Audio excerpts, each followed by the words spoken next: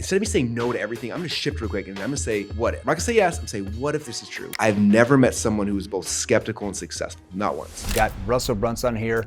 If you don't know him, he's the co-founder of ClickFunnels. I mean, this guy's got hundreds of thousands of businesses on his platform. He's also a New York Times best-selling author, and he's really known for popularizing the concept called sales funnels. Write that down. Now, here are a few key points in the podcast that he covered that you're gonna wanna pay attention. First, within the first 5 minutes, I asked him, who was the mentor you learned the most from? About 17, 18 minutes in, he goes over how to pre-frame your offer. Doesn't matter what industry you're in, he's gonna show you some patterns to recognize from your prospect that's gonna help you pre-frame your solution and offer where they accept it far more. And then about, I think 26, 27 minutes in, he's gonna go over what drives him, like what is his chip on his shoulder that drives him to keep doing this day in and day out, even though he's made gazillions of dollars. You might find that your drive is very similar. About 37, 38 minutes in, he's gonna go over how do you take a skeptical prospect and literally reframe them within 5-10 minutes into a loyal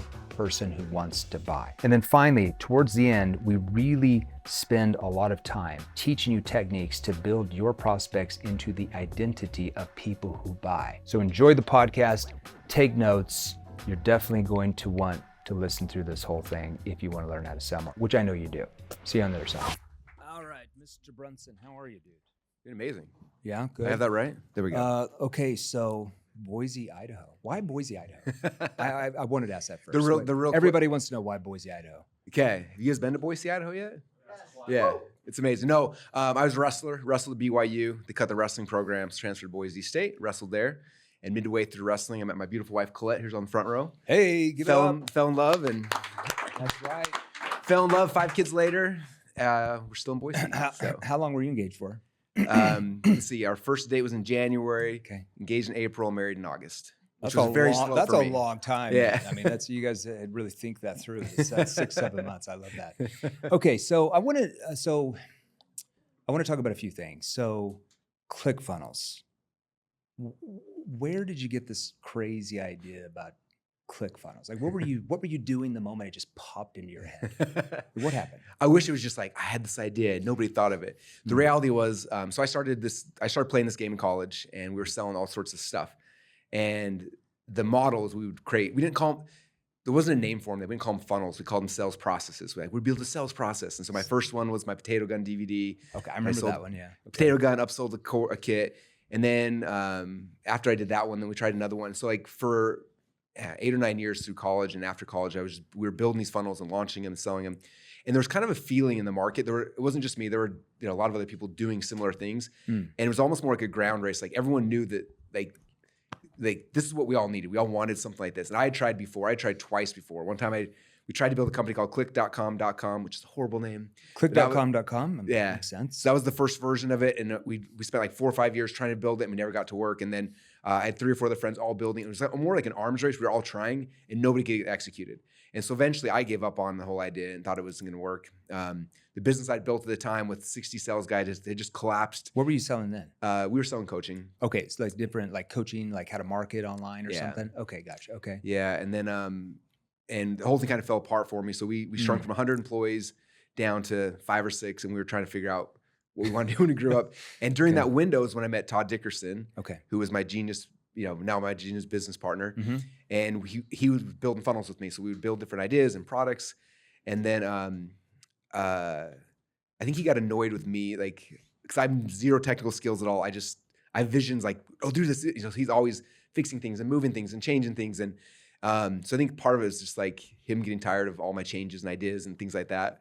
And then there was a company at the time called Lead Pages. I think they're still around. I don't know. I haven't heard from them in like 5 or 6 years, but Todd lives in Atlanta, and he would fly out about once a quarter to Boise, and we just brainstorm and work on projects. And so it was the morning he was flying to Boise, and Lead Pages got $5 million in funding. Okay. And Todd, who's a genius, he was like, I could build Lead Pages tonight. Like we could literally, so he gets to Boise, like, let's build Lead Pages. I was like, let's do it. Like we were so excited because someone gave them $5 million for software that we could build in a couple days.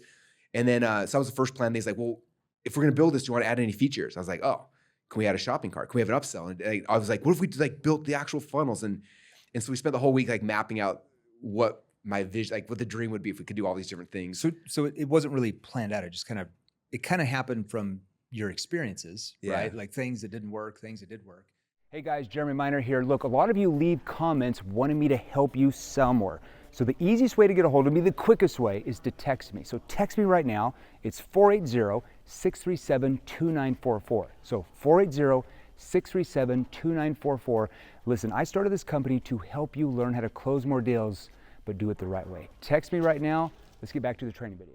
So all that kind of trial and error kind of paid off for you is what you're saying. Yeah, and it got to the spot where it's just like, we just need to build. I mean, in Todd's mind is like, if I could do all this stuff Russell's making me do, like make the pages, order forms, upsell, downsell, and Russell could actually move things around. Yeah. Like that's, it's game even over. If we never sold it, it would be worth it for us because we were launching so many funnels so consistently. It would take us, on average, it'd probably take us about 3 months or so to build an actual funnel. Like that's so you kind of had a problem within your own company. Yeah. And you're like, let's solve that. And then it kind of morphed into like, okay, this is a problem everybody has that we can monetize. Yeah. And I remember when we first started talking about it, we got so excited by the vision of it. And I was like, I've gone down this road twice. It hasn't worked. And Todd's like, no, I can do it. And so anyway, I remember we were driving back to the airport at the end of the week with like a vision. We bought the domain ClickFunnels that weekend. Like, let's buy a domain and we're gonna call it ClickFunnels. And then he flew home. And before he flew home, I remember the last thing before he jumped out of my car to jump in the plane, he was like, if I do this, I don't want to be like your employee. I want to be your business partner. And I was like, because I'd never had a business partner yet. And I was like, oh, really? Okay. And I was like, sure, go for it. He's like, all right. So he jumps in a plane, flies home, and spends the next 8 months working on this thing. I can't see anything, so it's all code. I'm like, how's ClickFunnels? How's it going? Like, it's amazing. Like, you're going to love it. And finally got to the spot where he's like, okay, I want you to build a funnel with this. And so I would log in and I'm like, how does it work? He's like, I'm not going to tell you. He's like, if I have to tell you, means I did it wrong. I'm like, okay.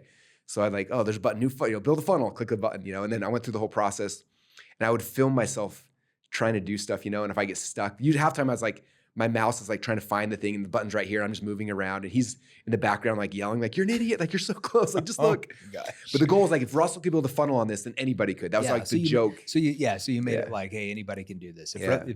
It's almost like the old Geico, the caveman type thing. I'm not saying you're a caveman. You know what I mean? Okay, so you build this business, you launch it. You talk a lot about, you have to there's a lot of offers out there, I think in the prospect's mind, and this is really for any industry, it doesn't matter if you're selling life insurance to coaching, to cybersecurity, to Bank of America, in the prospect's mind, they kind of all look the same. They don't really know the competitive advantage. Salespeople are just saying it is, but most people see through that because they hear that from every salesperson that's tried to sell them anything. Yeah. So you talk a lot about, you have to get them into this concept of, this is a new opportunity, not something here. You're not buying this to improve. You talk about improvement offers, new opportunities. Where did you come up with that concept? Oh, Dan Kennedy, the man. Okay. So Dan talks about all the time. He's like, there's 3 levels of offers. Like the first one is repair. And so you look at like the history of business, like back in the day, people didn't have money to go start, like a car company or dishwashing, Sears would build dishwashers and refrigerate, and so the first level of entrepreneurship was repair. Like, okay, your dishwasher's broken, I can come fix it. Yeah. Right. And that's where business kind of started. And that was like the early 1900s. Repair was how offers were made. And then you fast forward till where things got cheaper and things like that. The next phase was, I remember in high school they always talked about like, if you want to be successful in business, you just got to find someone with a mousetrap and you build a better mousetrap. Yeah. Which is an improvement offer, right? Like, okay. And so it's like, I'm gonna make something better. Like, you have a car, my car is faster or smart. And usually if there's an ER in the way you describe it, it's an improvement offer. And I'd say 90% of people's offers are some type of either repair or improvement, right? Sure. And so the new opportunity, if you look at repair as like, your car's broken, I'm gonna fix it. Improvement's like, you've got a car, I have a faster car, or a better car, or cheaper car. That's a new opportunity, improvement. And the new opportunity is like, a car sucks, we can fly there. Like, jump in my plane. Like, that's the difference of like how you structure things, right? So when we were launching ClickFunnels, there were a lot of people that had pieces of what we had. There was autoresponder software, there's CRMs, there was all these different things.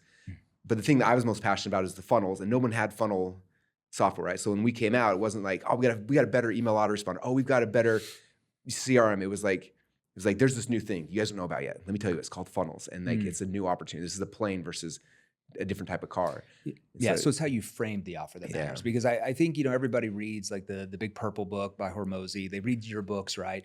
And I'm even talking about really any industry, but let's just talk about the coaching space or the high ticket space or whatever. in the prospect's mind, they kind of all look the same. They got these crazy guarantees, they got these crazy offers. And so the marketplace starts to see that and they're like, oh, it's the same thing. Yeah. So your competitive advantage is how you frame the offer. Yep. It's not the offer itself, but it's how you frame it. Mm-hmm. I know everybody in here probably wants to know what that means. What does that mean, like in your mind? How do you frame the offer? Why is it so important framing it? Why do you have to do that?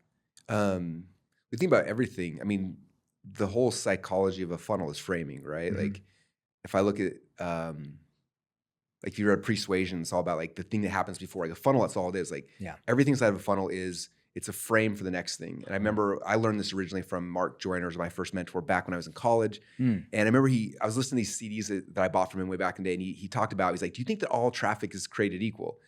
In my head, I was like, yeah, if someone comes to your website, it's probably the same thing. And he's like, think about this. He's like, let's say there's two different ads, right? One ad is like, Russell Brunson's a scam artist. He stole my money. I invested with him. It didn't work out. I lost my wife and kids because of it. Now I'm bankrupt. He sucks. Check out his new book here, right? Sure. That person goes through. Versus someone's like, hey, Russell Brunson changed my life. Like, this is the greatest thing I've ever seen. Like, because of that, I'm financially free. And my wife, my kids love me. Click here, right? It's the only thing different between the page they land on is the same. It's the frame they enter the page is what's different, right? So you're taking you're marketing to the identities of two different people is what you're doing. So that those are two different hooks, right? Yeah. So you're attracting that first one. We're like, oh, he's a scam artist. He's like this. You're attracting the identity of the person who wants to read about conspiracies. Who, not to say they're not all true, but or they're false, less likely to buy. Yeah, but they're less likely to buy. But that's going to hook them in, and somehow in that funnel, that period, you're building them into the identity of the person who becomes a buyer. Yeah. Is that what you're doing? Yeah. And you think about like each step in the funnel is a new frame, right? So they click on the link. That's the first frame. They hit the page, and then you're trying to create an environment, and you're setting a frame very specific. So when they put in their email address, whatever, and they go to the next page, and that page is setting the frame for this. So every step in the funnel is the pre-frame for the next page and the next page. Even when the funnel finishes, right? That whole experience was a pre-frame for, we're on your team, phone call. My team is going to be one-to-many sell, right? We'll pre-frame the next step and the next step. And so they all kind of lead that way. Yeah. And so the same thing is true when you are positioning an offer, when you're just like, you can hear it, like I hear it in people in their ads and stuff like, this is better than all the other coaching programs out there. Our people get results faster. And it's like, you hear this ER phrase. Yeah. And I'm like, you're selling. You sound like everybody else. Yeah. Versus like, we're the number one company in the world. Oh, you know what? I was going to say, how many salespeople come up to you and say, we're the 17th best in the market. You should, like everybody says the same thing. So it's like one area. That makes sense. Yeah. Okay. So you're pre-framing them for whatever you want to do. You're also doing a lot of deframing. Talk to us about deframe. Why is it important in your funnels to be able to like take them out of beliefs they have that might hold them back? Yeah. Tony Robbins talks a lot about that. Yeah. And, this is why I love webinars so much, because in webinars, I have a 90-minute window where I can do that. But there's two sides to this, right? Like sometimes I can consciously convince them to buy something, but if I do that, their likelihood of succeeding with it, if they don't subconsciously have the belief that they're going to be successful, they're not going to be, even if I convince them to buy, they're not going to be able to actually fulfill on it, right? And same thing is like for most people, it's going to be hard to convince them to buy if they've got subconscious beliefs that are against what I'm saying, right? Yeah. You think about our brains, like we have thoughts and we have feelings. And most of us think our thoughts are what dictate where we're going, but it's not. It's our feelings. The feelings actually dictate it. So like when I tell someone like, hey, you can win a 2 Comma Club award, they're like, oh, that sounds amazing. But then they feel something like they feel sick to their stomach, they feel anxiety, they feel nerves, they feel like that's what actually is going to drive them one way or another, right? Yeah. So if I'm speaking to someone in a funnel, on an event, through podcasts, and I say something like that, again, there's gonna be some people who subconsciously believe that and they're like, yes, and they're ready to go. Yeah. The majority of people aren't. They've been programmed through their whole life with a different message. So even though they're like conscious, like that sounds amazing, they're gonna feel something different. That sounds amazing, but I'm not sure it'll work for me. Yeah. Inferior complex. Yeah. And it could be that, it could be a lot of things. Like there's different reasons, right? There's some people just like their parents told them the people had money were bad. They watch, they watch a lot of TV, and you look at every superhero movie of all time, the billionaire is always the bad guy, right? They've heard that their entire life. So like in their head, like I want to make money, but then I'll be a bad guy. And like whatever the thing is, it's there. So what's cool is like when you have a chance to present and you know ahead of time, it's like, hey, here's the false belief somebody has. Then you've got this window where it's like, okay, how do I tell a story that'll rewrite their false belief, right? Because if I can tell a story in a way that is emotionally engaging and more and like gets them to believe versus their story, then it'll trump the other one, right? Yeah, that's called reality stacking in n.e.p.q. So this is important. I want everybody to listen to what he's just saying here. Okay, so he's talking about the identities of the people who go through your funnel. So raise your hand if you've got a funnel, you do marketing. I'm assuming most of that's you, or you're in sales, entrepreneur. So we got here. So what he's talking about is you're shifting their belief systems, and this is something like this is what we always talk about: selling something you do to people, or selling something you do for people. Well, in my mind, you're doing this for them, because if I can't, like Russell's saying, if you can't take them out of their limiting beliefs or their stories that have held them back from having what they want in their life, that means they don't buy. And when they don't buy, you're not really solving any of their problems. So what he's talking about here is taking them out of, these identities that they have, that the government, is bad, or whatever it is. These identities of, rich people are bad, or what's the money doesn't buy happiness, or whatever the saying is, or the love of all money, the root of evil is the love of all, whatever it is. So they have all these negative beliefs that prevent them from moving forward. So if you don't learn how to take them out of those identities and build them into the identity of the person who does buy, that's why the conversions are really low. And also the second side is just then, because sometimes you're still good for selling, you'll get someone to buy, but then those are the ones who a week later refund, or 6 months later are angry because they never actually, the internal false belief was still there, right? Yeah, because it was your idea. You pushed them into it instead of getting them into the identity of the person who's like, of course I want to do this. Yeah. And when I started like learning this and actually applying it and this doing is not it, something you're taught at BYU. So where did you learn this at? I learned, I wish they taught that class. That'd be amazing. Identity framing 101. Yeah. I think it was, for me, like the way I learned this skill set is I would go, this is pre-stock market, pre-2008, right? There were a lot of events happening back then. And I started going to events. And I would usually get asked to speak, so I'd show up to the events. And the events back then were different. Well, I don't know. We'd go to an event and the promoter would be like, all right, there's going to be 500 people in the audience. And the way it works, obviously, it's speak to sell. So like I got to fly my own stuff out there. I pay for a hotel, but I get to speak and sell. Yeah. And so I show up to these events, and 9 times out of 10, you show up and there's 30 people in the audience, and 15 of them are the other speakers. And so we're all getting up there. It's like, all right, someone's getting paid today and nobody else is. Like one of us is going to win. Wow. And so I would sit in the back and I listen to every presenter and like trying to say, what are they doing? Like, how do I beat this guy? Like, and so I'd watch the first person and second and third. And so I was just taking notes on what they were doing, how they were doing it, right? And then I have my chance. And some days I would close the room and I'd get paid. Some days I'd blank and I have to go home by myself. But like it was eat what you kill. And so that's how like I learned this. So you kind of learned through trial and error. So I started learning, and then at first it was more like I was focused on the sales tactics versus later I started learning from really good storytellers and things like that. And like that's where I started realizing that not only could I close the room, then people had success. Yeah. And I remember I had this weird moment. This guy came up to me. The guy had a great business, making a lot of money.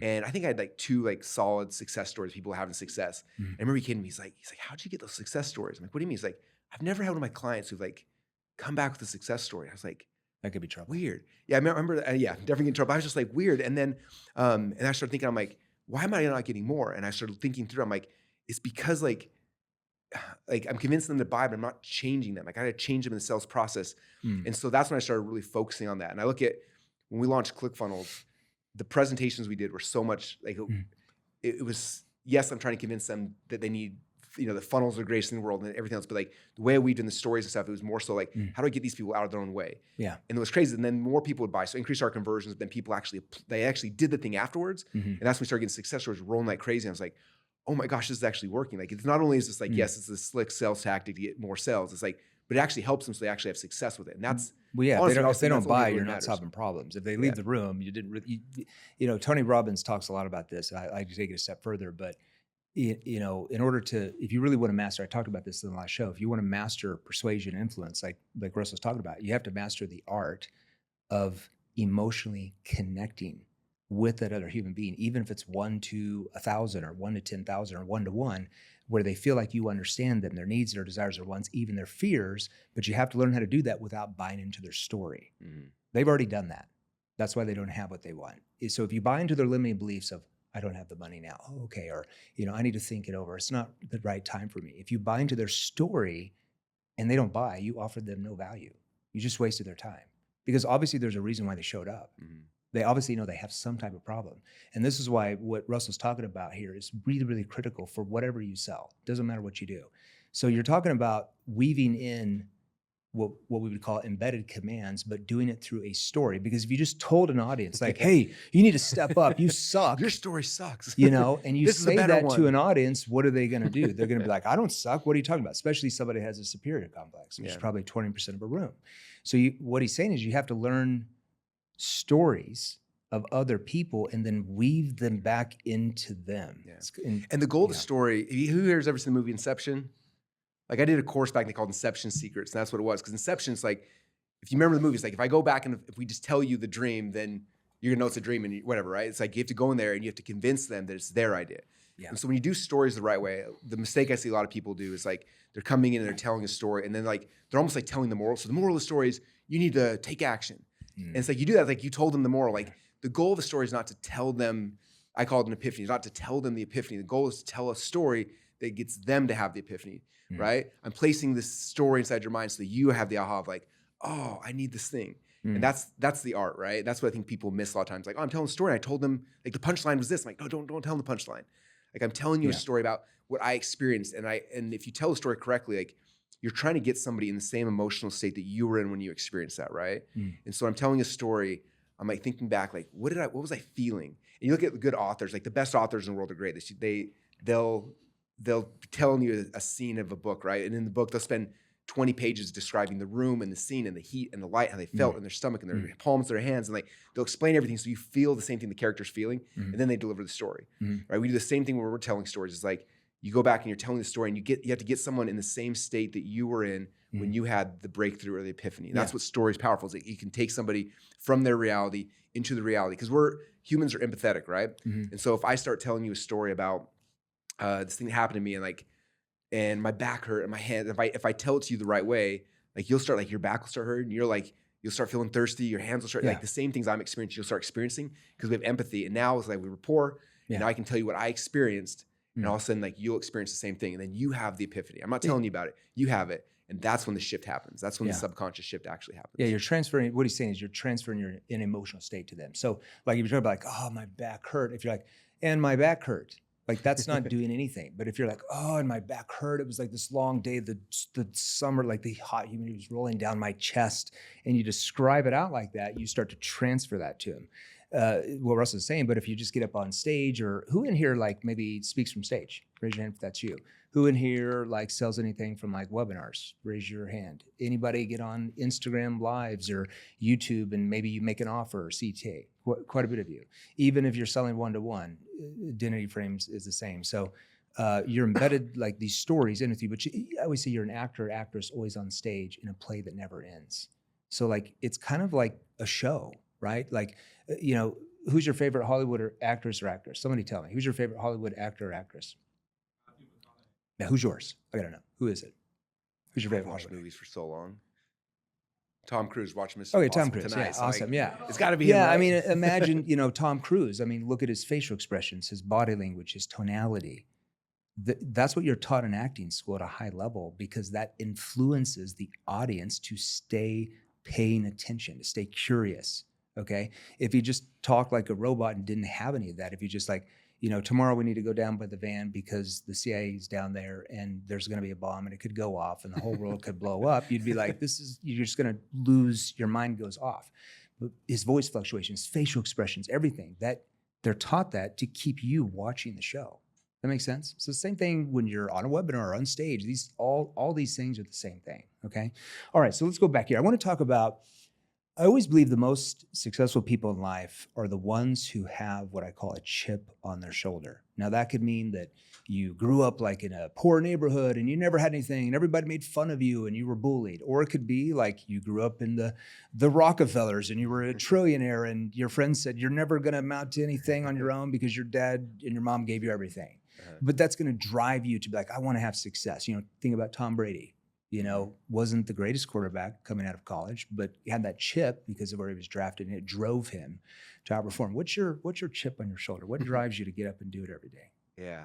So a lot of you guys may know I was a wrestler growing up, and there was this VHS, this tape I used to watch as a wrestler, and it was Tom and Terry Brands, who were two wrestlers at Iowa State, Iowa Hawkeyes, and they're twins, and I'd watch this DVD almost every single day while I was wrestling. And the DVD starts, it shows Tom Brands first. He's like, my name's Tom Brands. My goal is simple. I want to be the greatest wrestler in the entire world. And then his brother comes on. My name's Terry Brands. My goal is simple. I want to be the greatest wrestler in the whole world. I used to love that. Every single time I see that, and I was just like, all right, I want to be the. And so when I was wrestling, I think that every single day before practice. My name's Russell Brunson. My goal is simple. I'll be the greatest wrestler of all time. And so for me, it's like I'm hyper competitive. And so that would go through my head at practice and matches at everything.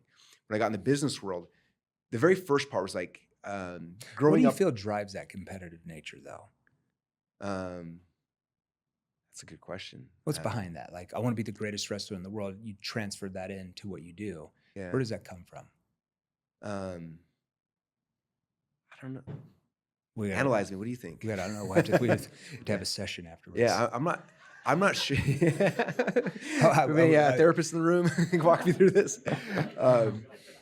Yeah, I don't know exactly. I think in my head, like I feel like I was blessed. Like I remember my dad was a wrestler; he would coach me. So like in my head, I'm like, I should be able to beat all these people. Like I've got an advantage they don't have. Like I should be able to win, right? And then when I would win, like there's not like I don't know.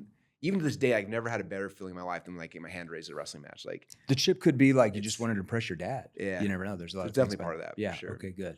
So I got into business though. It was different because the business at first, my whole life growing up, I thought I was dumb. Like I just assumed I was because I struggled in school, couldn't pay attention. I just assumed I was dumb. And I remember getting into business. I've seen people have success. I'm like, can these people actually be smarter than me? Like, there's no way they can be smarter than me, right? Yeah. And so I looked what they were doing, and I was modeling them, and eventually I started making some money. And it was different because a lot of people like they'd make some money and stuff, but I was like, I became a student of the game, right? Like I obsessed with it. I go deep on it. Like I read the books and study, and like at a different level than most people. And yeah, other people were more successful than me, and it drive me crazy. Like I was happy for them; they were my friends. I wanted to be successful. But in my head, I had the same complex started coming back, where it's like I want to be the greatest that's ever played this game. Yeah. Like how do I become the greatest? What do I need to do? And it took a decade before, like all the other people, like my peers were all doing better, all making more, having more success. It was just so frustrating me. But like in my mind, I'm like, I gotta like how do I become the best of this? And I didn't know, and it took a decade. But for me, I think that was a big part of the chip. What do you think it was the one, like a few things, there's always a lot of things that cause you to like go from where you're at to like, 5-7 levels up there. I always talk about there's 4 types of people in life, salespeople, anything. There's those who wing it, the wingers, they wing everything, right? Try to figure it out. Those who dabble in it, they buy a few books, they go to a couple of free events, they believe in the lie that eventually they'll just figure it out on their own. Yeah. One day they'll get it. Most people are in that way. That's why they kind of stay where they're at. Then you have those who are the know-it-allers. They think they know everything. They have some success. Then they stop learning. They stop getting coaching. Their income gets capped. And then you have those, the very elite, that are committed to mastery. And those are the ones that are always investing in their skill level. When did you go? Like I knew the time when I went from here to this. Like I'm committed to mastery. Like I'm all in. When was that for you? In like business, you were already doing that in school. Yeah. So when was that in business? I think the first time, because I was in like, back then we called it the internet marketing world, because it was like this group of people who were doing internet marketing, right? And all of what we were learning and doing was based on like tactical stuff, right? Like Google PPC ads at the time, then AdSense and like, SEO and meta tag. It was like all just tactical things. And I kept hearing people talk about this guy, like Dan Kennedy. I didn't know who he was. Okay. And I remember I actually bought a Dan Kennedy course, started listening to it, and he was talking about direct mail and fax machines. I was like, what is this guy talking about? Yeah. What does that have to do with the internet? This makes no sense to me, right? Yeah. And I was like, it's like, I didn't understand it. So I was like, I put it on the shelf. And actually funny, it was a huge blessing in hindsight, but my wife and I, we had this little duplex, and I think it was Memorial Day weekend or something. And we walk out in the yard and the whole yard's flooded, and some pipe broke or something, I don't know. And so I have to go and spend the entire day digging up the yard trying to find and I'm not handy. Yes, my wife, I'm the least handy person ever. I don't know how to do that kind of stuff. Not the handyman, huh? So I had a shovel, and I'm trying to I'm digging up the yard. And I had these Dan Kennedy CDs I had bought off eBay, and one of those old boom boxes, so I plugged in the extension cord, and I was like, I'm just gonna listen to this. Yeah. This is before podcasts and phones. You guys don't remember. It was like, anyway, so I started listening to Dan Kennedy. So for like 8 hours while I'm digging my yard out, I'm listening to Dan Kennedy. After I got past like the initial like fax machines and like stuff he's talking about, all of a sudden I was like, oh my gosh. Yeah. Like what I'm doing right now was invented like back on the Pony Express, like people writing letters, they were sending them the mail, they were doing like all of a sudden I was like, oh, there's like this underlining base thing that makes this work. It's not just these tactics. Like there's strategy. There's a deeper level of this. Was it the patterns? Is that what you learned? 100%, Patterns. Yeah. Okay. It was patterns. And he talked about like, hey, I did this. We did this over here in the fax world, and then the fax machines got banned, so we transitioned, but worked in direct mail. And like, and all of a sudden I was like, oh, this is not just like some hack that I discovered on the internet. Yeah. It's based on actual principles. And so that's when I joined his mastermind with money I didn't have. It's my first time I invested.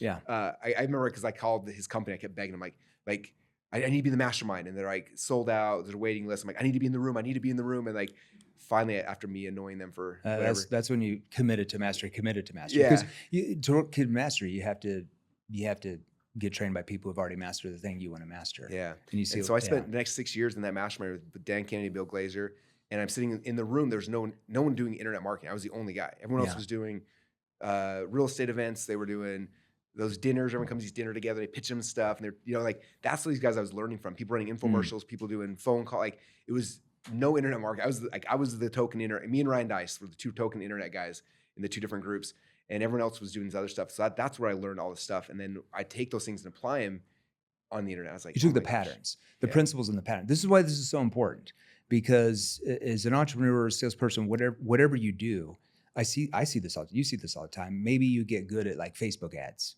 and then Facebook changes something, and now all of a sudden you're not very good at Facebook ads because you don't understand the patterns. Or maybe you only can do YouTube, but you can't do anything else because you don't understand the patterns, right? So patterns is where it's at. So what's like a pattern that you learned from those guys that you transferred over to like internet marketing, ClickFunnels, that really helped you blow up? The first one was, I remember Dan Kennedy talking about one of his clients who was like a chiropractor or dentist or some like a traditional business, right? Mm-hmm. And they hired him to do marketing, and so he was going to go build some marketing stuff. He's like, first, before I do marketing, I want to see what happened. Like, I want to see your sales process if it's broken. So Dan like calls the office, nobody answers, leaves a message, nobody picks up, and then he calls again, and he's going through the whole process, and he starts looking at every single piece. Like, okay, did the secretary pick up the phone? No. Did she call me back? No. Okay, finally, he got a hold of her. What did she say? Did she close the deal? Did she not? And like start analyzing every single step in this process, right? And so Dan would walk us through like all the things and the mistakes and the problems. And so he came in, they hired him to build an advertising campaign. And he's like, you don't need ads. Like everything else is broken. And so you look at every step in this campaign and you start fixing it and tweaking it, fixing and tweaking it until the entire chain was working. And then you just throw some crap ads up there. And all of a sudden like you're a genius, you're making all this money. It's like, it would have worked prior. Your front desk girl wasn't picking up the phone. And when she did, she didn't have a script. Right. And so like everything stopped. Like it was hitting a brick wall right there. It's like fixing all those pieces. And so for me, like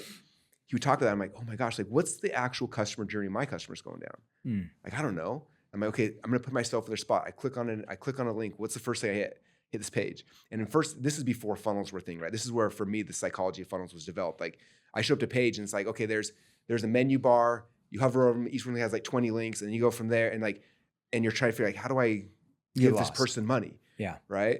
And I remember hearing Dan Kennedy say, like, a confused mind always says no. So we're like, well, what if we didn't have 800 links on the page? What if we just had a headline and a place for them to give me the email address? We tried that. And it's like, oh my gosh, this worked great. Yeah. And the next page. And so it's like, we started like chiseling things away and tweaking things in the process. And so, I mean, if you read my .com secrets book, we go through like 10 or 12 different core funnels, but all these funnels were just that. So I was just like looking at the customer journey and like, how do we just kind of fixing the Ascension model? Yeah. Yeah. It's like some of them are like, okay, we're gonna sell a book. Like, what's the best way to do a book? And so we figured out and test and tweak and test and tweak and test and tweak. So eventually it's like, okay, this is the chain. When someone hits this page, here's all the core things. Now you can buy ads, it's gonna work. Well, before it's like, we're buying ads, it's not working. It's like, it's usually everything afterwards, right? So that's like a little thing that Dan would share about a chiropractor he worked with that I'm like, this is so applicable to everything I'm doing. Yeah, you took something from an industry that had nothing to do with you, but the pattern was the same. The principle was the same thing, and that's how you transfer it over. That's genius. And that's why your brand is so big, is because you recognize patterns and you can adjust no matter what happens because you understand patterns. If you don't understand patterns, you're kind of at the whim of the market, which is not a good place to be. Yeah. I want to talk about you started this thing called Prime Movers. Yeah. What crazy idea got in your mind? I'm going to start Prime Movers. I'm going to teach people how to sell and communicate from stage now. Yeah. Well, first the idea, the concept of the Prime Mover. I was reading Atlas Shrugged. Anyone here read Atlas Shrugged? If not, it's worth the read. But the whole premise of that book, if you haven't read it, is what would happen if the producers in society like walked away? Like if they shrugged and just walked away, right? And then the entire government, everything would collapse. And she calls these people the producers. She calls them the Prime Movers. And I heard that and I was like, oh, like I love that name, like a prime mover of society, the people who are actually moving the world forward. Okay. And I didn't realize it was an Aristotle quote. Like Aristotle, I think, was the first person that talked about prime movers.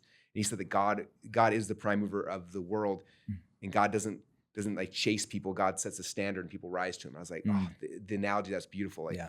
And so I look at the people I serve, we call them funnel hackers, we call them prime movers, like the entrepreneurs and creators, that's who we serve. And then the next question is like, okay, well, based on that, like what are the best ways we can serve them? In the last decade, my core business and message has always been funnels. I still obsessed with funnels. But if you take funnels and you like whittle them down to the core base, like what is a funnel? It's a process you take somebody through to be able to eventually deliver a presentation that makes a sell. And that's it. Like every funnel, webinar funnel, challenge funnel, book funnel, VSL funnel, like they're all a series, a sequence that takes somebody so you can eventually make a presentation in a way to sell them something, right? And so the missing piece, the piece that's the most essential, it's like if this thing works, you make money. If it doesn't work, you don't make money, is that. Yeah. And I happen to get pretty good at selling from stage over the last time of my life, and we've taught it in little play. Like we had I created a product called the Perfect Webinar. We sell for $7, and I wrote in Expert Secrets. I talked about this, but I'd never really gone deep. Where it's like, okay, let's like really help people to. Well, you have to, because you can this. teach them everything about funnels, but then when they get on there and start talking, they might not convert anybody, even though they have a gazillion. And then they're like, leads. "Oh, these funnels are scam. That Russell Brunson's full of crap." Like, The leads aren't qualified. Yeah, the leads aren't qualified. See, that's just the lazy man or woman's excuse of I haven't really learned how to sell yet. I really am saying I really haven't learned how to sell yet that well. So I'm going to say the leads are not qualified. And I don't like that term. I like the term, Sigmund Freud said it best, people do who they believe they are. Mm-hmm. Write that down. People do who they believe they are. They're going to do who they believe they are. So if they believe that I just go to webinars and I just like to get some free tips, but I think I can do it myself, superior complex, more than likely they're not going to buy. So what Russell has to do is take them out of that way of thinking, that frame, and reframe them into a new way of thinking. I'm like, holy crap, no wonder I'm not where I'm at because I haven't bought this course yet. Mm-hmm. How do you give us some more tips on some things that you do to do that? How we actually do it. Yeah. Well, it's fun because there's a lot of things, but yeah, and there's different ways to do it, but the framework is the same, right? So we do anything from a 90-minute webinar to a 5-day challenge to a 3-day what would be the difference? Event. Like, why would you do only 90 minutes compared to a 3-day to a 5-day? Like probably they want to know, like, why would you do one or the other? The more time someone spends with you, the more money they'll invest. Okay. And so a lot of times initially, I'm not going to do a 3-day event. Like, cool, do a 90-minute event. And then there I'm going to sell you the 5-day event. And then they spend 90 minutes like, wow, that was really, I enjoyed that process. And so ideally in a perfect world, if I could spend 3 days, like our selling online events, a 3-day, 8-hour day, like I can do so much in that experience because I'm taking them from their environment. I can control so many things. We can do. Okay, so in your 3-day event, you're not doing like 2 hours a day. You're doing like 6 to 8 hours a day. So it's like all day. Full. What about your 5-day events? Our 5 days, those are like 2 hours a day type thing for 5 days. Yeah, that makes more sense. And it's just for different people. In fact, we have a lot of people who, we drive a lot of people to our 3-day full event, and a lot of people are just like, I can't take 3 days. I'm like, hey, you can't take it off. Like I can't. In the mind, they can't justify. It's like. Sure. I don't have money. Like that's everyone's excuse. Yeah. Like I don't have 3 days. So it's like, cool. Well, then here's the downside. There's the 90-minute webinar. Go watch that first. And they watch that. And then in there, I can build a value up of the 3-day, and I can pitch the 3-day. And then they're like, okay, now I can make the time, right? Yeah. They just need to see the value first ahead of time. And so that's the way we use different tools. But again, it doesn't matter if I'm doing a 90-minute, 3-day, 5-day, or whatever it is. Like the structure still stays the same, right? And so if you look at the structure of how we do a presentation, there's a couple pieces of it, right? The first thing I have to convince people of, because everyone's coming to you for a result, right? So what's the result they're looking for? And then I got to convince them that, or basically I'm going to explain there's a lot of different paths to try to get that result. Like let's say it's weight loss. Like, hey, you want to lose weight? Cool. There's the keto diet, the Atkins carnivore, the fruitarian, the carbitarian. Like there's a million paths, right? Sure. And you probably tried a lot of them in the past, right? How many have you done, right? I'm going to tell you guys about my new opportunity. Like I figured out a way and I hit the goal. I got a treasure map of how to get there. And so the beginning of my presentation is telling a story about that. Like here's my experience, all the things I tried in the past. I'm trying to get back. I'm trying to go in their mind. I'm going back and meeting them where they're at, right? Because if they're coming on the webinar or on the challenge or whatever, they want the same result. They've probably tried 10 different things, and they're looking for one that will actually work. And so you're blending into their own story or their identity 100%. with things they've tried with you've tried. Yeah. Yeah. Okay. So I start I see people's webinars drive me crazy. They spend like 20 minutes talking about how great they are. For me, it's like I touch really quickly. I want them to know that I've got like credibility. Like, oh, I've done this, and I touch upon it, and then I quickly, as fast as I can, I come back down and I go back in time to exactly where they're at. And that's where I meet them. So they know I hit it, but like here now I'm in rapport. Like I was just like you. This is what I tried, and this is what I tried. Now I'm taking them on this journey. We're like, me too. I did the same thing. I did the same thing. I'm like, but after all these times, I finally figured out it's not this, not this, not this. This was the map, and I figured it out. So I share that, and then that's where the very first like, oh, okay, like now I know I'm in the right spot. I've tried the same thing. So your hero's journey, because they might look at you like, oh my gosh, it's Russell. Like I can't be like Russell because Russell has cool hair and I don't have cool hair. Whatever their story they have. Yeah. So you've got to quickly come down and like hero's journey, you know, and it's the way you transition. You know, the way I usually transition is like, hey, I'm going to tell you a little bit about my story because my story it relates to what it takes to be necessary, you know, to get you where you want in your life. It's how you frame going into that story. Like I'll tell you a little bit of my story because my story relates to what is necessary if you want to take your sales ability to a level that most people never thought they could get to. And so now they're like, okay, I want to know. But you don't want to just jive into like, oh, I'm so awesome because I do this, this, and this. It's what people are, especially influencers, they think that like the posturing is the key. I had a guy I was interviewing and he sent me like a 12-page mind map for me to intro him on the podcast. I was like, yikes. I was like, what? Yeah. I'm like, no, like that's not what we're talking about. We're talking about like, hey, I'm here to like, the reason why I'm showing this is because I've been doing this last 10 years. Like, in fact, here's some of my results, boom, boom, boom. But, and like, for me, that's it. It's like establishing credibility, but then I'm coming off that hill as fast as I can because otherwise, like, I can't. Where they feel like, hey, I'm just like Russell. But by the end of that, they're going to be like, okay, the only difference between Russell and me is Russell has acquired this knowledge or skill sets that I just haven't acquired, but he's offered me a chance to acquire the same skill sets. But that's how they blend it. That's how they identify with him because he takes them back. Yeah. That's really good. Something else you do, like maybe what's an identity frame that you typically like to use or like just a story like maybe like to tell that can identify with the audience? Yeah. So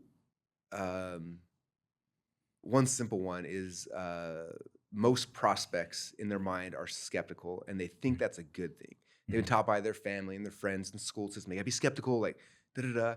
And so a lot of times I will lead initially with like, hey, and this is a true story, by the way, so it makes it even better. But I'll talk about like, hey, like you guys are on the webinar right now and we're gonna be talking for like 90 minutes on stuff. And really quickly, like back in the day, I was really skeptical. I remember my very first time I went to a Tony Robbins event. I get there and everyone's jumping around, they're dancing. And I was like, I don't dance. I didn't dance at my wedding. I'm not dancing today, right? And we're in this thing like 3 hours, 5 hours. Everyone's dancing with me. I'm like, nope. And finally, I remember, and Tony's saying these crazy things. I'm like, there's no way this stuff's true. And I was just very, very skeptical. And then about 8 hours in, Tony broke down my barriers of whatever, you know, we're about to go walk on fire. And he's like, I remember having this thing in my mind. I was like, instead of me saying no to everything, I'm going to shift real quick and I'm going to say, what if? I'm not going to say yes. I'm going to say, what if this is true? What if what Tony's saying is true? And so I just made this little tiny shift from being skeptical to being like, what if this is true? And by making that shift, it was crazy because then 15 minutes later, I'm jumping, I'm dancing, I'm walking on fire, and my life over the next 4 days radically changed. Because instead of me saying no to everything, I said, what if? I said, what's fascinating what I found doing this now for the last 20 years is that I've never met someone who was both skeptical and successful, not once. Do you see what he just did there? There's probably a lot more there that he skipped. But did you see how he's starting to put them into the identity of like, okay, I'm the skeptical person like Russell was. If he tells them like, hey, you can't be skeptical and be successful, like you're going to suck, they're going to be like, they're going to push back. But he's weaving that frame into a story about him or maybe a mentor told him. And now there's no pressure to them, but they're consciously taking it in. What they're hearing is like, man, I've been skeptical my whole life too. That's probably why I'm struggling. Maybe like he's never met someone successful and skeptical. Like, I've always been skeptical. Maybe that's why I'm not like this is the subconscious. It's not even a conscious reasoning. It's a subconscious reasoning that's happening, and it opens up a gap now for me to be able to come in. Versus, like you said, if I just like I've never been someone successful and skeptical in my life. Like screw you, I'm successful in my life, and like it just blocks, right? Versus like I was just like you. Here, like let me tell you my thing, and like I was fighting, and I finally drank the Kool-Aid, and like that's why all my growth came after that. And I didn't believe everything Tony said. I still like there's something I don't believe, but man, because I said what if, like it just changed my entire life. Yeah. See how that works. And let's say, raise your hand if you're like in sales. Everybody probably should be raising their hand because you're selling something. So like it could be an identity frame. Let's say you have a booked call. I don't know, whatever you sell. Let's say if you sold for a marketing agency and they get on there and like a couple questions in, you might say, and hey, you know, great connecting with you. You know, I just got off this call with this other entrepreneur. I mean, you know the type, like they think they know everything, like one word answers, think they know everything about marketing. And we all know that just comes from fear. I mean, we all know that they're never going to be successful if they never open up about their problems. But anyway, it's great connecting. What were you? So what did I just do there? An identity frame. I'm doing two types of identity frames. I'm getting him into an identity that he doesn't want to be a part of. Unsuccessful, fear, people that don't open up are never successful, people that don't tell you your problems are never successful. That's not a person he wants to be. So it's going to be hard for him to be closed off when I go through this process with him because of how I frame that. That makes sense? So you can do that from stage 2. Person, stage doesn't matter. Okay, we got a lot of stuff to do here. What are a few huge mistakes you see even seasoned people do wrong when they're selling from a webinar or stage? Yeah. Even seasoned people, and you're like, they just killed that. Every time. Yeah, the biggest, I mean, and we, in our company now, we help people script and we review so many webinars and like, and the point now, it's usually one of like 3 things almost 100% of the time. It's usually the offer or the one that's the biggest mistake and one that even people who should know better still make this mistake. And I even sometimes every once in a while slip into it. I'll do a presentation at Crush or it bombs. I'm like, why? I'm like, I know. If I was critiquing myself, I know what it is. So this is the problem. So when someone's coming to you and you're taking through a presentation, especially us who are teachers and educators who like to teach and coach and help people, right? We want to default to teaching and coaching, right? Over teaching. And on a presentation, that's the fastest way to kill sales. So when I structure a presentation, there's a difference between a what and a how, right? A what is the strategy, how is the tactics. And when I'm doing a presentation, I am teaching the what and I'm selling the how. Like that's the thing, is like you're selling the tactics, you're selling the thing at the end of the day. And so I'm going to be teaching strategy throughout the entire thing. So I need them to be bought into the strategy, and then they purchase the tactics. And so that's usually what happens is that people, they blur that line. They're trying to teach because you're trying to provide value on the webinar or the challenge, whatever. So they're trying to provide value. So they shift into this like, okay, I'm going to give you the tactics, boom, boom, boom. And all the tactics do in a short form thing is overwhelms the mind, makes people feel like they got more to do than they can even handle, and they leave. There's no way I could buy more because look at all this stuff I've got the last 3 days. Like it's going to take me a year to decipher all this. Why would I buy a course? Yeah. Yeah. It's so true. Like when we first did our first couple events, like 2.5 years ago, like it would be me on stage 12 hours a day, just training everything. And then we make an offer at the end. We'd have like, I think we average like 30 to 33% that would buy, like a $15,000 to $25,000 offer. But they weren't like running back to the room. And we finally started getting like, wait a minute, we're like teaching them too much. Like they're overwhelmed. Yeah. And so we literally took like 60% of the training out and put in more like identity framing and like getting them to overcome their limiting beliefs and all this stuff. And magically our conversion's more than double the next event. Magically works. The last event, 71%, 22 grand offer. But it's because it's not, and you have to look at it like this.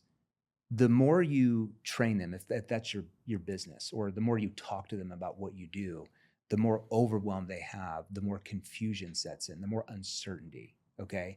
And uncertainty, like Russell's talking about, leads to inaction, procrastination, okay?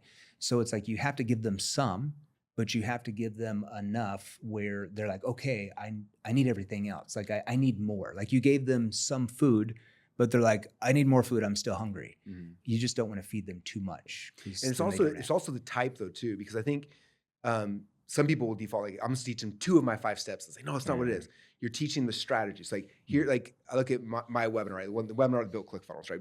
We've done, insane amounts of sales off it. And like, if you look at what I'm teaching, like my first step, I'm gonna teach you guys funnel hacking. Okay, step number 1, you gotta find an offer that's converting. Step number 2, you're gonna pull out your credit card and buy the offer. Step number 3, you're gonna take the funnel and map it out on a whiteboard. Step number 4, you go to ClickFunnels and you build it. And then move on to the next thing. So there's a strategy, high level strategy, right? But I'm never like, okay, now you're open ClickFunnels. Here's the editor. First, you can click on this button. Like that comes into the tactical things, right? Yeah. So there's a separation between strategy and tactics. Like I do share the strategy because I need them to buy into the strategy. Like, oh, okay, I see how that's the strategy I need. Yeah. Cool, buy the tactics now. Right. Yeah. So like it's not that you're just cutting out stuff or sharing less. It's you are sharing a complete picture of the strategy without any of the tactics. And that gives them the ability to like, okay, I see how this fits. It makes sense. But now they have what they need to make the decision. Yeah. I think that's the little tweaks that there's like a fine line, right? You get, and this is really important for all of you, no matter what you sell, is like you've got to start to view selling as something you're doing for them, not to them. Because when I looked at it, when that first event, we only converted 31% of the room, I'm like, I let 69% of the people down because I didn't help them. Because how much are they going to remember from this 3-day live event in a month? 2%. That's my fault. I got to get better at this. So that's how you have to start viewing this. Because if you don't master those skill sets, you're just offering them no value because you're not really solving their problems. Does that make sense? Who's with me? Okay, so let's keep diving in. Typically, 80% of most audiences, it depends on what you sell, 80% of most audiences, or even if you're selling one-to-one, are gonna have like an inferior mindset or an inferior complex. They might love ClickFunnels, like, oh my gosh, there's so many testimonials, it's so great, but I don't think it'll work for me. I tried these type of things before, it doesn't work. I don't know what to do. There's going to be different things that you do with those people in that webinar to take them out of that story compared to, let's say, the other 15 or 20% that have more of a superior mindset, superior complex.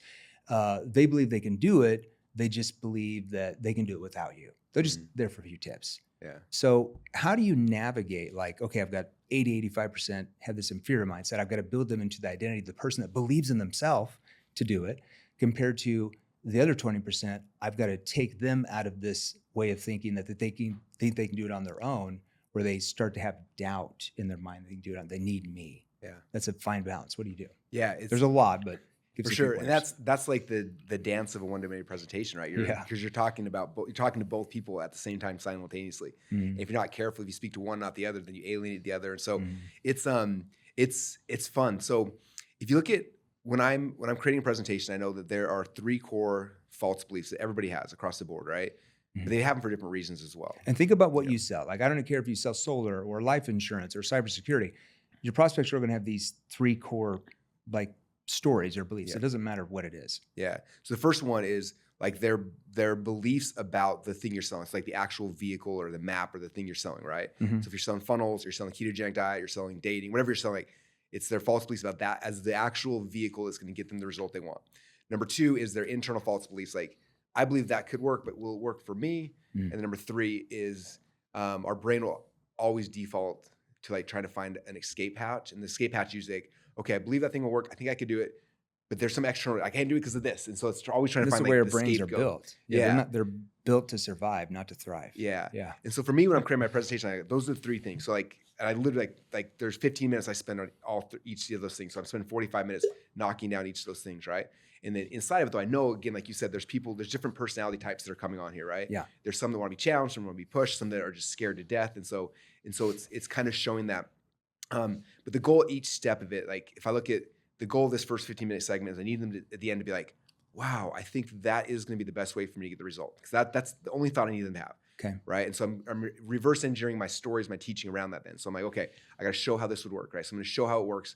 And then in there, if I know, okay, there's somebody who's an alpha who, is just coming for whatever, like I've got to find a success story or testimony or case study of someone who is very similar. So you're trying to match like testimonials with different people in the audience. Different avatars. See what he's doing there? Yeah. Okay, good. Yeah. And so I'll find some there and I'll find some on the other side who's like, they're scared to death. They never done it before. It was the last dollar. They didn't want to invest it. And so I'll share both of those stories to try different things, right? Then I transition now to like, okay, they had the aha of like, okay, I do think this is the best way for me to get the result, but I don't know if I could do it. So I'm like, okay, why do they believe that? Like, what's the internal fear? And it's like, my world's saying I'm not technical or I'm not smart enough or whatever. So I'll figure out what those 3 or 4 or 5 concerns are around there. Yeah. And then I'm gonna craft a story that tries to nail all those, right? So for me, the default that most people have in my world is like, I'm not technical. So I'm gonna show a demo of the software just to show them like, oh, that actually is easy. But then I'm also looking at like, I'm not worthy. I've failed in the past. I've done, so it's like, then I got to weave those either as stories or case studies or testimonies or my story, whatever those things are. So I'm looking at like the 4 or 5 or 6 other beliefs. And so I'm just crafting that 15-minute portion to try to speak and rewrite false beliefs on each individual one of those. It's funny because someone will watch a webinar like, yeah, you told like 3 stories. I was like, how's that selling? I'm like, it's subconscious selling. We're speaking subconscious. I'm talking to you consciously, but subconsciously I'm infusing the stories that are going to trump your stories, right? Yeah, and you can also go into like stories of other people, but then weave your story back in how it applies to them. That's called, reality stacking in NLP. So like the audience kind of get lost up into like they don't even think about it, but like whose story's telling now, but they just kind of go with it, right? Yeah. It's fun because the way you do it in a whole bunch of presentation, stuff you're like, like I can that. tell you this cool, crazy story. Someone was on the same thing like a month ago. And you're literally like finding someone who's just like them in the same situation. And then you can tell the story about that person, right? We had Trey Llewellyn way back in the day, like went through the webinar and then built a funnel that, anyway, set a world right. It was crazy. So like a lot of people at the very beginning of our presentation were just like, I don't know if this is right for me. And so you have a big drop off. And so we tweaked it. So like the first 30 seconds of presentation, I'm like, hey guys, so excited to have you here. Hey, before we get deep, I know a lot of you guys are here right now and you're like, I don't know if this is right for me or not right for me. You're kind of freaking out. I want to tell you a story about Trey. Trey was on the same thing literally 90 days ago. He was on this exact same training. Wasn't sure what to do, had failed at this, Check this out. And we show him with the shipping warehouse shipping out like, they're shipping like 20 or 30,000 flashlights a day out this thing. And he's like, 90 days ago, I didn't know this is possible. Now, like, look at all the, and so I'm showing them right now. And then all of a sudden they're like, whoa, that was 90 days ago. Someone who's just like me in this exact same situation, the exact same spot. Like whenever I do share testimonials, I usually try to sync it back to when that person was on either that presentation or a similar one. Like I want to tell you guys a story about Stacy. Like she literally a year and a half ago was in the exact same situation you're at right now. Like she had no idea. She wasn't confident. She was unsure. And she was looking for certainty. She came in here. Let me show you what happened. And now she's hitting these things with absolute certainty day in and day out. Boom, boom, boom, boom, boom. Right. Other thing that's interesting is like people do things based on different needs, right? So some people are like, they need certainty. Some people need variety. Some people need connection. Some people need significance. So I also weave those things in as well. Like you'll hear me in my presentations, like when I'm doing a close or something where I'm like, after you invest this and you go through the first 6 weeks, like you will have absolute certainty knowing that from this point forward, exactly what to do. You're not going to be concerned and worried about these things. Like you'll have absolute certainty moving forward. That you'll know what step to take, in what order, and that way you're going to be blah, blah, blah, right? And at the same time, though, you're going to be connected. You're not just doing this on your own. You're going to be able to plug into a community. You're going to feel love. You're going to feel connection. So I'm weaving in these needs as I'm talking where it's going to hit the person who is needing certainty, or it's going to hit the person who's looking for a tribe or connection. It's going to hit somebody who's hitting these different needs. And that only works if your tonality and your physiology, like Russell's, is certain about what he's talking about. I want to make sure it's like, guys, it's the Olympic. I tried it, but it didn't work. It was like, okay, and you listen, you're like, you sound really nervous. You sound like you have a lot of anxiety there. You don't sound very certain, even though you say our community is, you're gonna have a lot of certainty about the community, but your voice doesn't sound certain. So you're transferring the wrong energy. A few more things. So you've sold over 400,000 copies of books. We're past that now. We got some bold stats. We're close. We're almost on a million copies of my books. Almost 1 million copies. We're like three. We got to update your website. I don't know. So what are we gonna do? I don't drive traffic to that one. What's I never going about on? it. I know the corporate website. We gotta update the corporate website. What's one? There's a lot of great ones. What's one that you feel like they should read several times and why? Which book? Yeah. Oh man. It's like, which of my kids is my favorite kid? Yeah, like which one? Like, hey, this one, like you need to read this several times. Yeah. So this is tough for me. So my personal favorite book is my first one because it was the first book I wrote, and I bled that book. So .com Secrets is my favorite. I think the one, especially people in sales and psychology, Expert Secrets is the one that I have a lot of people who I read the book, when I get to the end, I flip it over and I start over and I keep reading it because it's the one where I go deep into this kind of stuff, right? Sales, psychology, persuasion, influence, storytelling, identity. Like it's the one that goes the deepest there. So I think for your audience, like Expert Secrets would definitely be the one that's like, it's probably gonna help most people. It's a good start. But books are like an overview. I always say, let me know anybody who's mastered anything by reading a book. Like a brain surgeon and a master. So it's like an introduction. So after they read the book, what type of training can they get in to learn more about, like, here's how to sell from a webinar, those type of things? Because that's going to help them the most. The book will introduce that to them. But the next best thing is we have, I do an event every couple months called Selling Online. It's at sellingonline.com. And it's a 3-day immersion event. It's $100. It's the cheapest $100 you'll ever spend. And it's me for 8 hours a day for 3 days. And we go deep into all this stuff. So you don't hear me just talk about it, but you just see me demonstrate it, and we show it. We show clips of like, I'll teach a principle, but instead of like, here's a principle, like go do it. It's like, teach principle. All right, let me show you me doing it over here. And you see it like, oh. So selling anything for like a webinar or one domain or anything, sellingonline.com. How much did you have to pay for that domain? The domain? That's a great domain, right? Yeah, that's a great domain. I think that one was somebody owned that.